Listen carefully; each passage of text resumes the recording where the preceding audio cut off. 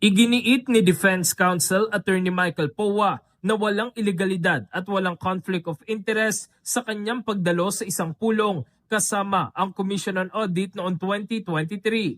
Ito ay matapos questionin ni Senator Judge Raffy Tulfo ang papel ni Powa bilang abogado ng depensa ni Vice President Sara Duterte dahil dumalo ito noon sa isang pulong kasama ang COA Intelligence and Confidential Funds Audit Office.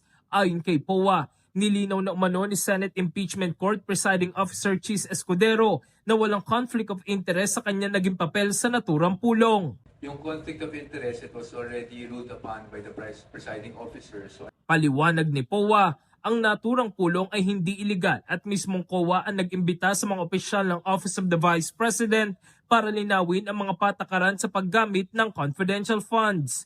Dagdag pa niya, hindi lamang ang OVP at DepEd ang nakikipagpulong sa COA dahil ginagawa rin ito ng iba pang ahensya ng gobyerno. Hindi illegal yung ganong meeting, hindi lang OVP or DepEd ang ahensyang nakikipag-meeting. Hindi na nagbigay pa ng karagdagang detalye si Powa tungkol sa naturang pulong dahil para sa kanya, tapos na ang issue.